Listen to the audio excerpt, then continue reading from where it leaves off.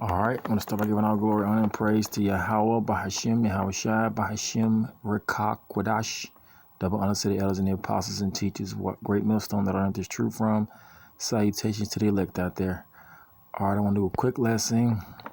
We're going to get into, the eating of abominable things in the water. You see, and that's a part of the law that was given to Israel by Yahweh, Bahashim, Yahushai. You see, and a part of that law, it says right here, this is one of the laws in the book of Leviticus. I'll read this and then I'll give you an example. It says we shouldn't eat unclean things that are in the water.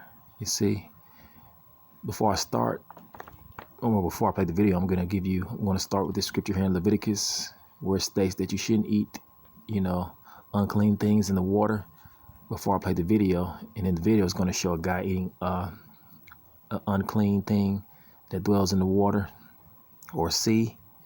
So before I play the video, let's get this scripture right here in Leviticus 11. Let's start at verse 8 to give you an example of a so-called black man, which the so-called blacks are from the tribe of Judah, an Israelite eating an unclean thing, which is an abomination unto him.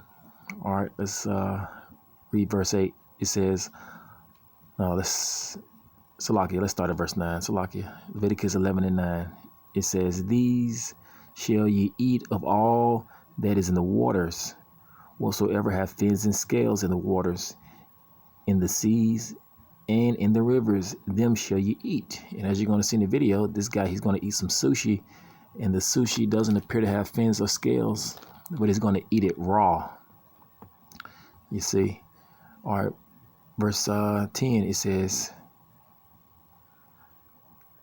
let's see, it says, and all that have not fins and scales in the seas and in the rivers, of all that moveth in the waters. You see, everything that liveth in the water, all the creeping things in the water, it says, and of any living thing that which is in the waters. You see, it says, it says, they shall be an abomination unto you. You see, verse 11, they shall be even an abomination unto you. Ye shall not eat of their flesh, but ye shall have their carcasses in abomination. You see, let's go look up this word abomination before I play the video. All right, so you Israelites out there, you're not supposed to eat unclean, things in the water, such as those that have no fins and scales. All right, let's look up this word abomination. All right, it says detestable thing and idol. You see, it says an unclean thing, abomination, detestable. And a lot of these things that people eat, a lot of those abominable things that people eat, of those creeping things in the water like shrimp, lobster, sushi and whatnot, a lot of it is dedicated to an idol. So that's another reason why you Israelites out there shouldn't eat those unclean animals. You see. All right, let's play the video of those abominable animals, rather. All right,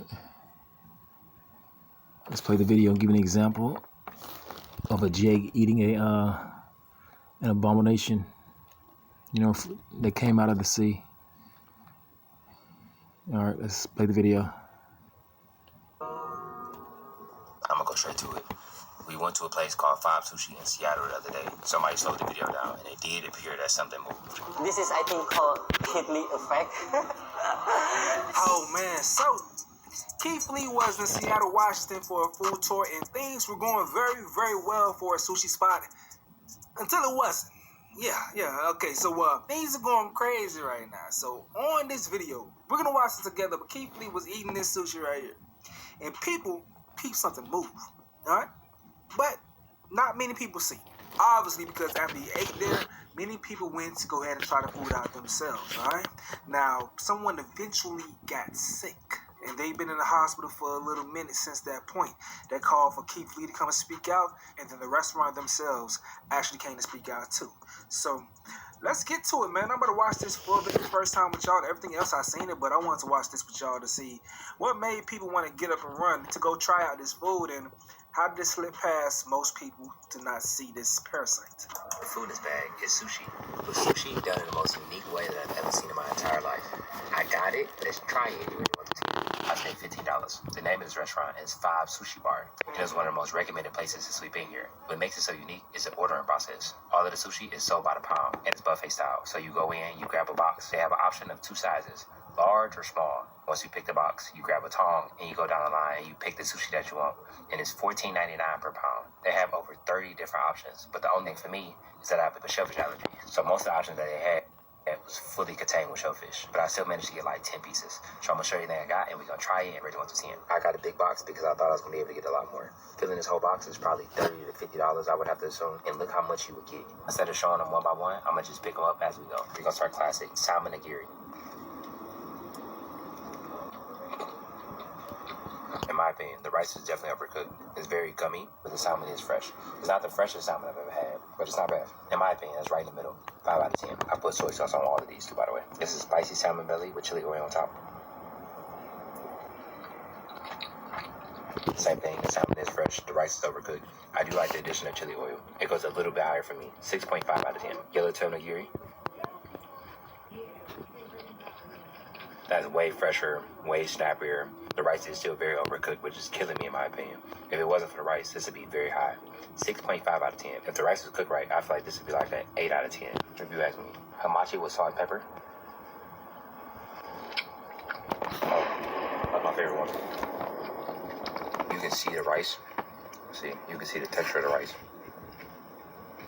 Especially when it comes to nigiri, it's such a simple dish, and the rice is a huge component. Nah, that ain't it, y'all. But this as a sashimi, is high, 8.5 out of 10, and especially for the price. I would come just for that by itself. This is a bluefin tuna gun. I synced it, y'all. Y'all. But this as a Right there. sashimi, is high, 8. That's crazy. Let's scroll back and see. But this as a Right there. sashimi, is high, 8. That's crazy. But this as a Right there.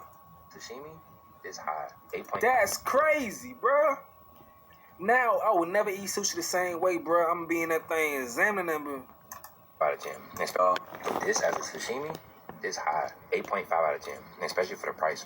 I would come just for that by itself. This is a bluefin tuna gunkin. Please forgive me if I pronounce it wrong. Quality-wise, I feel like this is somewhere in between like Miami and Japan. It's not as fresh as Japan, but it's a little fresher than Miami, if that makes any sense. Because I feel like Miami had really good sushi. For me, this is an 8 out of 10. Overall, this absolutely is a place that I would come back to. And I can see if you love sushi and you don't have a shellfish allergy, this is heaven. You go in there with $15, you walk out with 12 pieces, and if you can have crab and shrimp, you can walk out with all kind of stuff. And it seems like it's a very popular spot because as we speak, the line is out the door. And as always, I pray and hope after this, they continue to reach their target audience. God bless you. Have an amazing day. I'll be safe. Okay, so that obviously must be the reason why a lot of people showed up. He gave pretty decent ratings and said it was very cost effective. So after that point, bro, like I said, they did get hit with a Keith Lee effect. Peep this real quick. It look good, and he's gonna tell you the real. This is, I think, called Keith Lee effect.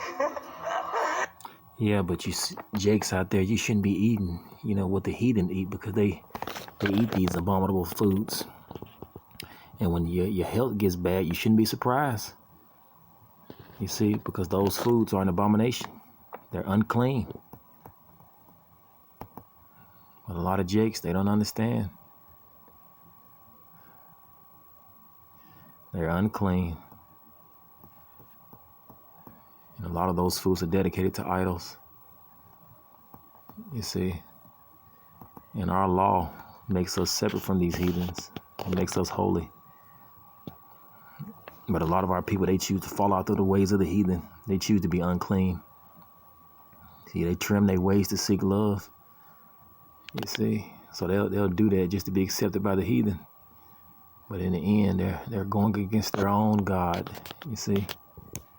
All right, I'll end the lesson here. You Israelites out there, stop, eating these unclean foods, because in the end, you're gonna get the health complications.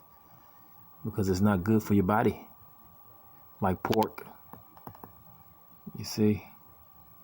And you shouldn't be surprised if you get sick, because that goes against the law that makes us holy. All right? Not to say that you're justified by the works of the law, but you got to keep the law through faith. You got to have faith in Yahushua. You see? And Yahushua, who people ignorantly call, that JC character, he didn't go around eating unclean foods. You see? Nor did he tell his disciples that they could eat unclean foods or eat unclean animals. All right, I'll end the lesson here. All praises to Yahweh, Hashem, Yahushua, Hashem, Kakwadash. All right, Shalom.